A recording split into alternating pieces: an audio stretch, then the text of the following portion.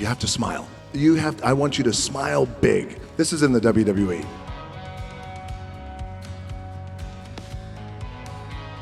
For me, failing has become critical in my growth. I graduated from the University of Miami. I had a terrible senior year. I had a bad injury.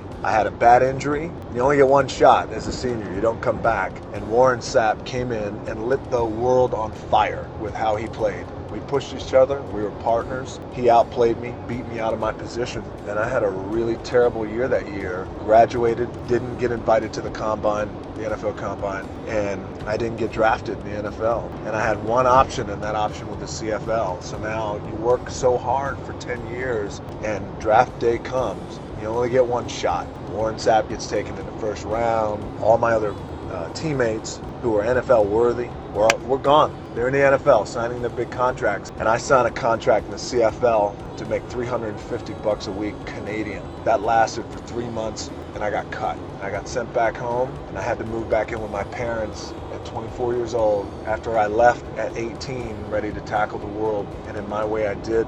For Dwayne Johnson, failing has become critical in his growth. You only get one shot. Be a trailblazer and intimidate teams. Follow your heart, make goals for yourself. Explore different genres of areas in which you want to grow. Make an impact globally if you can. The most important relationship you can have is with other people. You need to talk about your feelings and don't hold them in. The weight of the world is on your shoulders. Make sure you are open in discussing how you feel. You can't hold it in. You got to talk about it. You know, I went through it when I was 14, 15. On a teenage level, it's a whole other level of emotion and hormone and everything that they're going through, and the weight of the world is on teenagers' shoulders. I'm happy that this dialogue has kind of started over the past week, and because open dialogue period when it comes to mental health, especially when it comes to teenagers, but especially when it comes to guys. When I was 15 or 16 years old, I went on an audition for a soap opera, and I forgot which one it was. I drove to New York, we were downtown, and I read for it, and I had no acting experience at all. I probably got through 4 lines before they had said, "That's fantastic, but you know what, I think we're gonna go in a different direction. Thank you very much." And I was like, "Oh, okay, great," but I did great, you know.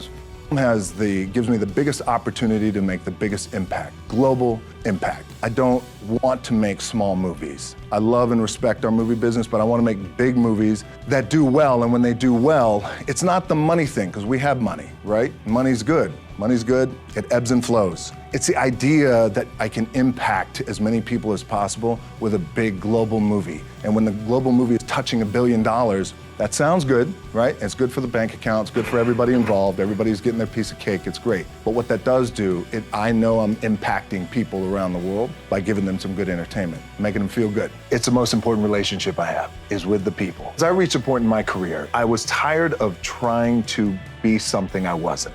We were bad. We intimidated, we dominated, but we took a lot of pride in that. We took a lot of pride in trailblazing and how the game was played back at that time. We would intimidate teams and we would want to dominate teams. But also, too, we also had the thought process that a team was never going to outwork us. We were going to be the hardest working team in the country. And check this out. What we would do, for example,